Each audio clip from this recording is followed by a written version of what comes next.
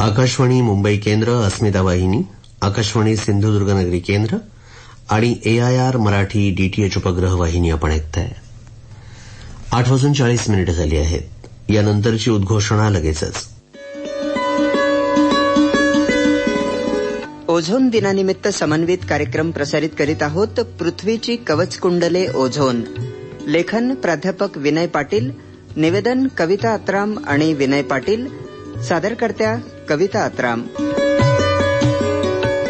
चला तर ऐकूया ओझोन दिनानिमित्त समन्वित कार्यक्रम पृथ्वीची कवच कुंडले ओझोन.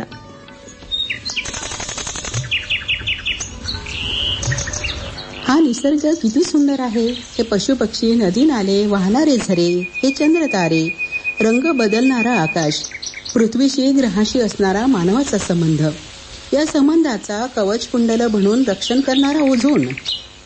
या प्रचंड आकाराच्या विश्वात 200 अब्ज आकाशगंगा आजपर्यंत माणसांना ज्ञात झाल्या आहेत. त्यातील मिल्की वे या आकाशगंगेतला एक सामान्य आकाराचा तारा म्हणजे सूर्य. हा सूर्य आणि त्याच्या भोवती म्हणत असतो. या सौर यंत्रणेतील सूर्यापासूनचा 3ऱ्या क्रमांकाचा ग्रह म्हणजे आपण राहतो ती पृथ्वी. या आपल्याला माहीत असलेल्या प्रचंड आकाराच्या विश्वात जीवन ज्या एकमात्र ग्रहावर आढळते तो ग्रह आपलं घर असलेली ही पृथ्वी. मग ती कुठली अशी कारणं आहेत जी पृथ्वीला सजीवांच्या राहण्या योग्य बनवितात? पृथ्वीवर जीवन अस्तित्वात असायला अनेक कारणे आहेत. जसे की पृथ्वीचे सूर्यापासून असलेले योग्य अंतर, तेथील वातावरणाला उष्ण ठेवणारे हरितगृह वायू, सजीवांच्या अस्तित्वासाठी आवश्यक असणारे पाणी, ऑक्सिजन, कार्बन यासारखे घटक, आणि त्याचसोबत पृथ्वीभोवती असलेले ओझोन या वायूचे आवरण. या सर्वातील कुठलाही एक घटक नष्ट झाला तर इथल्या सजीव सृष्टीचे काय होईल याची कल्पना न केलेली बरी. केवळ माणूसच नाही तर सर्वच सजीवांचं अस्तित्व पृथ्वीवरील निसर्गाच्या या नाजूक संतुलनावर टिकून आहे, जे लाखो वर्षापासून या ग्रहावर जीवन शक्य बनविते आहे, जीवनाचा विकास घडविते आहे. परंतु गेल्या काही काळापासून निसर्गाचे हे नाजूक संतुलन ढासळताना आपल्याला पाहायला मिळते. आणि यासाठी जबाबदार आहे पृथ्वीवरील सर्वात बुद्धिमान समजला जाणारा प्राणी मनुष्य. या मनुष्याची संसाधने उपभोगण्याची अनिर्बंध वृत्ती. आज आपल्या समोर अनेक पर्यावरणीय समस्या आवासून उभ्या आहेत. त्यातील एक प्रमुख समस्या म्हणजे पृथ्वीभोवती असणारा विरळ होत जाणारा ओझोनचा थर. ओझोनच्या थराला आपण पृथ्वीचे नैसर्गिक छत किंवा कवच कुंडले असे देखील म्हणू शकतो. सूर्यापासून येणाऱ्या अतिनील प्रकाश किरणांना ओझोनचा हा थर शोषून घेतो. पृथ्वीच्या पृष्ठभागापासून साधारणपणे 10 ते 30 किलोमीटर अंतरादरम्यान वातावरणाचा स्ट्रॅटोस्फिअर हा थर आढळतो. याच थरामध्ये सूर्यापासून येणारी अल्ट्राव्हायोलेट प्रकाश किरणे आणि ऑक्सिजन वायूच्या रेणूंच्या दरम्यान होणाऱ्या रासायनिक प्रक्रियेमधून ओझोनचा हा थर जन्माला येतो. ओझोनचा थर निर्माण करण्याची ही नैसर्गिक प्रक्रिया पृथ्वीच्या वातावरणात घडते आणि हाच ओझोनचा थर पृथ्वीवरील सजीवांच्या अस्तित्वामागील एक महत्वाचा घटक ठरतो. गेल्या काही काळापासून पृथ्वीवरील औद्योगिकरण प्रचंड प्रमाणात वाढले आहे आणि वाढते आहे. कारखान्यांमधून आठवड्यातील 7ही दिवस आणि दिवसातील 24 तास काहीतरी बनत असते. या उत्पादित होणाऱ्या सामानातील खाद्यपदार्थ, औषधे, रसायने, जैविक उत्पादने त्यांच्या साठवणुकीसाठी मोठ्या प्रमाणात शीतगृहाची गरज पडते. त्याचसोबत शेतीपूरक उत्पादने जसे की फळे, भाजीपाला, दूध देखील साठवणुकीसाठी शीतगृहात ठेवावे लागतात. आज घराघरातून आपल्याला फ्रीज पाहायला मिळतो, जो 50 वर्षापूर्वी अभावानेच दिसायचा. आज आपल्याला घर, कार्यालय, मोठमोठे सभागृह वातानुकूलित हवे असतात. एवढंच काय तर आपली कार, बस आणि रेल्वेचे आसन देखील वातानुकूलितच असावे असे वाटते. या बहुतेक सर्व फ्रीज आणि वातानुकूलित यंत्रणांमध्ये शीतलक म्हणून क्लोरोफ्लोरोकार्बन या रासायनिक वायूचा वापर होत असतो, जो काही काळानंतर वातावरणात पसरतो. यासोबतच क्लोरोफ्लोरोकार्बन म्हणजेच CFC हा वायू एरोसोल प्रोपेलंट सूक्ष्म थेंब तयार करणाऱ्या यंत्रणेत सुद्धा वापरला जातो.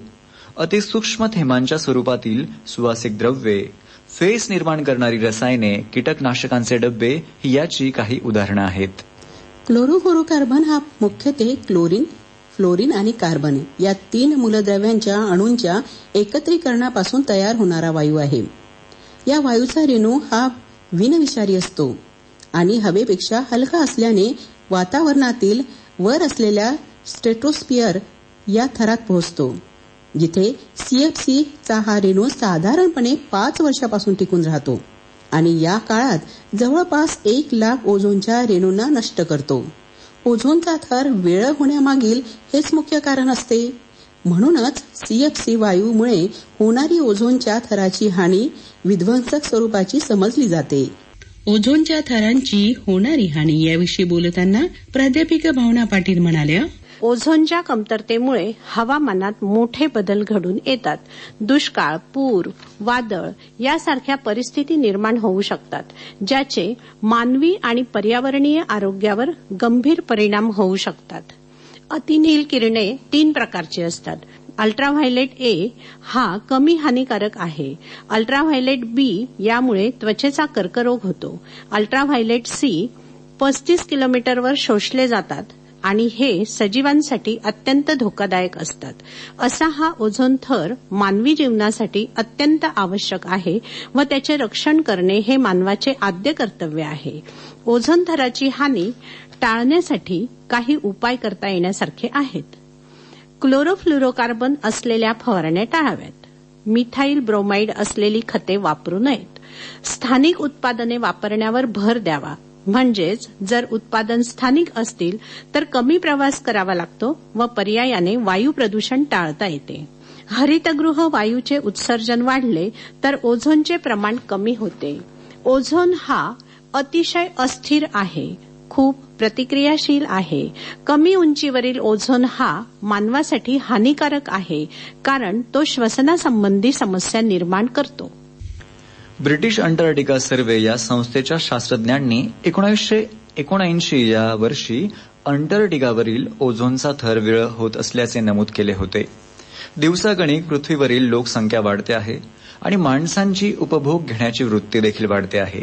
यासाठी क्लोरोफ्लोरोकार्बन मधील ब्रोमाइड, कार्बन टेट्राक्लोराइड अशा ओझोनच्या थराला हानी पोहोचवणाऱ्या रसायनांचे उत्पादन सुद्धा वाढते आहे. विकासाच्या रथावर आरूढ होताना पर्यावरणाला हानिकारक ठरणाऱ्या घटकांचे उत्पादन देखील जाणते अजाणतेपणे वाढतेच आहे. वातावरणातील विरळ होत जाणारा ओझोनचा थर भविष्यातील गुंतागुंतीच्या पर्यावरणीय समस्याची नांदी ठरू पाहतो आहे. ओझोन थराच्या विरळ होत जाण्याने सूर्यापासून येणारी अतिनील प्रकाश किरणे पृथ्वीच्या पृष्ठभागापर्यंत पोहोचू पाहत आहेत, जी सजीवांमध्ये त्वचेच्या कर्करोगाचे मुख्य कारण असतात. वातावरणात सगळीकडे पसरलेली ही प्रकाश किरणे माणसांमध्ये मोठ्या संख्येने दृष्टी दोष निर्माण करण्याची क्षमता ठेवतात. सजीवांच्या शरीरात जनुकीय बदल देखील यामुळे घडून येऊ शकतात. दिवसागणिक विरळ होत जाणारा ओझोनचा हा थर या ग्रहावर प्रचंड उलथापालथ घडवून आणू शकतो. प्रकाश किरणांच्या तीव्रतेत थोडी वाढ झाली तरी वनस्पतींमधील प्रकाश संश्लेषणाची प्रक्रिया बाधित होते, ज्यातून अन्नधान्याच्या उत्पादनात लक्षणीय घट होऊ शकते. भारतासारख्या कृषीप्रधान देशातील अन्नधान्यांच्या उत्पादनातील ही घट महागाईला कारणीभूत ठरते. याच सोबत वातावरणातील हे बदल जागतिक तापमान वाढीला कारणीभूत ठरतात. यातून समुद्राच्या पाण्याचे तापमान वाढून संपूर्ण सागरी परिसंस्था धोक्यात येऊ शकते आणि त्या परिसंस्थेवर अवलंबून असलेली मासेमारीसारखी अर्थव्यवस्था सुद्धा. ओझोनचा हा थर प्रमाणाबाहेर नष्ट झाला तर सजीवांची अन्न साखळी पूर्णपणे ढासळेल. या ग्रहातील वनस्पती आणि प्राण्यांच्या कितीतरी प्रजाती नष्ट होतील. हवेतील ऑक्सिजन वायूचे प्रमाण कमी होईल. जलचक्र पूर्णपणे बाधित होईल. पृथ्वीवरील मनुष्यासकट सर्वच प्राण्यांचे अस्तित्व धोक्यात येईल. पृथ्वी हा ग्रह पूर्वीसारखा राहणार नाही आणि कदाचित आपल्याला माहिती असलेल्या सजीवांच्या राहण्यायोग्य असलेला हा एकमात्र ग्रह देखील आपण गमावून बसू. पृथ्वीवर असणाऱ्या वायूंचा ओझोनशी संबंध याविषयी बोलताना प्राध्यापक सदाशिव सूर्यवंशी. पृथ्वीच्या वातावरणातील स्थितांबराच्या खालच्या भागात ओझोन वायूचा थर असून त्याला ओझोनांबर किंवा ओझोनोस्फिअर असं देखील म्हटलं जातं. सूर्यप्रकाशातील अतिनील किरणे अल्ट्राव्हायोलेट रेज ओझोन वायू शोषून घेतात, त्यामुळे पृथ्वीवरील जीवसृष्टीचे संरक्षण होते. म्हणून या थराला संरक्षक कवच असे देखील म्हटलं जातं. परंतु अलीकडे मानवनिर्मित रसायन आणि कार्बन डायऑक्साईड यांच्या वाढत्या प्रमाणामुळे पृथ्वीवरील असलेला ओझोनचा थर दिवसेंदिवस कमी कमी होत आहे. यालाच ओझोनचा क्षय असे म्हणतात. ओझोनचा क्षय होण्याचे कारण म्हणजे हरितगृह वायूंचं वाढण्याचं प्रमाण. आता ओझोन क्षयाचे जर आपण परिणाम पाहिले, हे परिणाम पाहता ओझोनच्या क्षयामुळे सूर्याची अतिनील किरणे पृथ्वीवर पोहोचल्याने सजीवांवर विपरीत परिणाम होऊन मानवी त्वचेचे कर्करोग तसंच त्वचा रोगात वाढ होईल असा संकेत या परिणामांनी दर्शवला जातो. ओझोन क्षयामुळे रक्ताभिसरणावर अनिष्ट परिणाम होऊन विशिष्ट पेशींची अनियंत्रित वाढ होते. ओझोन क्षयामुळे रोगप्रतिकारक शक्ती देखील कमी होते. उष्ण प्रदेशात शारीरिक वाढीचा वेग कमी होतो. ओझोन क्षयामुळे अकाली वार्धक्य येण्याचं प्रमाण वाढतं. वाढत राहिल्यास कृषी पिकांवर विपरीत परिणाम होऊन उत्पादनात घट निर्माण होईल. ओझोन क्षयामुळे सूर्याची अतिनील किरणे पृथ्वीवर सहज पोहोचतात, त्यामुळे पृथ्वीच्या सरासरी तापमानात वाढ होऊन हवेच्या तापमानातही वाढ होईल. ध्रुवीय प्रदेशातील बर्फ वितळून सागराच्या पातळीत वाढ होईल. नद्यांना महापूर येतील, त्यामुळे जीवित व वित्तहानी मोठ्या प्रमाणावर होऊ शकते. आज संपूर्ण जग हे माहिती तंत्रज्ञानाच्या माध्यमातून जोडले गेलेले आहे. जागतिकीकरणाच्या आणि खुल्या अर्थव्यवस्थेच्या या काळात कुठलीही आरोग्यविषयक, पर्यावरणविषयक समस्या एका ठराविक देशापुरती मर्यादित राहत नाही. याची प्रचिती कोरोना काळात आपल्याला आलेलीच आहे. या संकटाचे दूरगामी परिणाम सर्वच मानवी समूहांमध्ये पाहायला मिळतात. म्हणूनच ओझोन थराची ही समस्या एक जागतिक संकट आहे, ज्याचा सामना करण्यासाठी जागतिक पुढाकार आणि सामुदायिक उपाययोजना गरजेची आहे. याच अनुषंगाने ही समस्या सोडविण्यासाठी संयुक्त राष्ट्र संघटनेच्या पुढाकारातून 1985 साली व्हिएन्ना येथे एक अधिवेशन भरविले गेले. दिनांक 22 मार्च 1985 या दिवशी जगातील 28 देशांनी या अधिवेशनात ओझोन थराचे रक्षण करणे आणि या थरासाठी हानिकारक ठरणाऱ्या घटकांचे उत्पादन थांबविणे हा मुद्दा हाती घेतला होता. यातील अंतिम मसुद्यावर दिनांक 16 सप्टेंबर 1987 या दिवशी जागतिक समुदायाने स्वाक्षरी केली. त्यामुळेच 16 सप्टेंबर हा दिवस 1994 सालापासून जागतिक ओझोन दिन म्हणून साजरा केला जातो. विरळ होत जाणाऱ्या ओझोनच्या या थरावरील उपाययोजना म्हणजे या थराला हानिकारक ठरणाऱ्या क्लोरोफ्लोरोकार्बन या वायूचे उत्पादन पूर्णपणे थांबविणे आणि त्याऐवजी कमी घातक असलेल्या इतर पर्यायांचा वापर करणे हे आहे.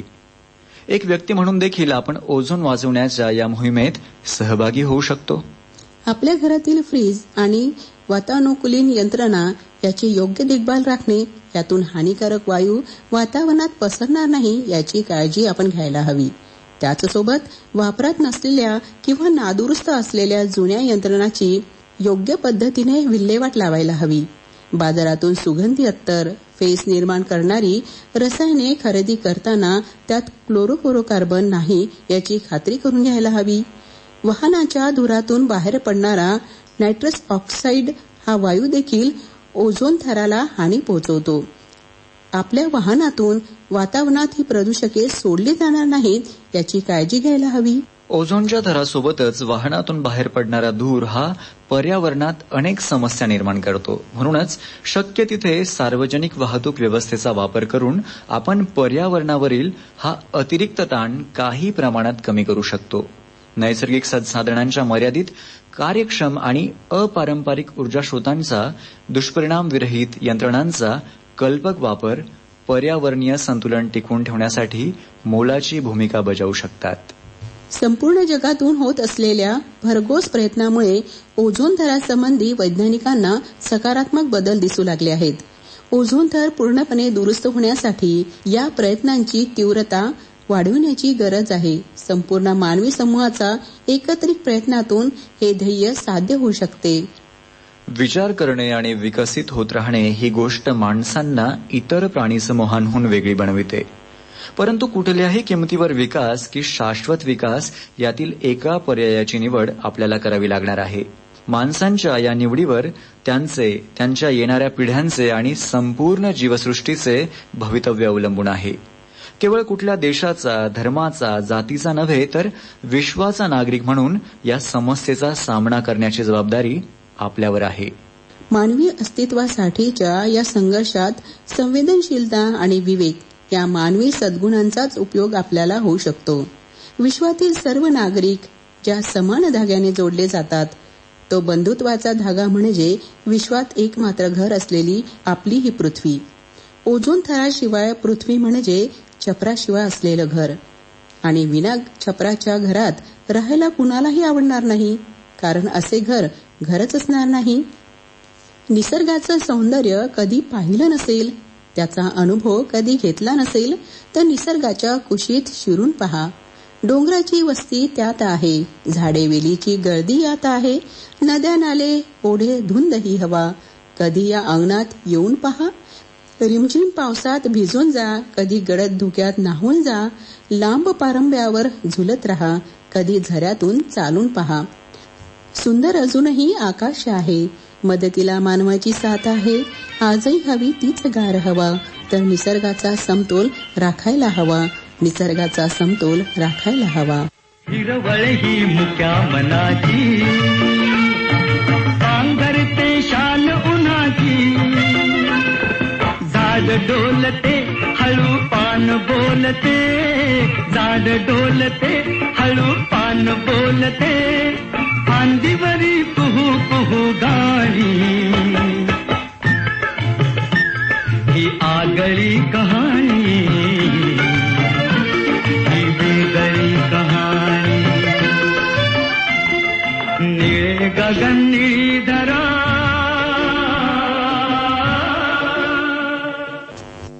ओझोन दिनानिमित्त समन्वित कार्यक्रम आपण ऐकलात. पृथ्वीची कवच कुंडले ओझोन. लेखन केलं होतं प्राध्यापक विनय पाटील यांनी. निवेदन होतं कविता अत्राम आणि विनय पाटील यांचं. सादरकर्त्या होत्या कविता अत्राम. ही आकाशवाणी धुळे केंद्राची निर्मिती होती.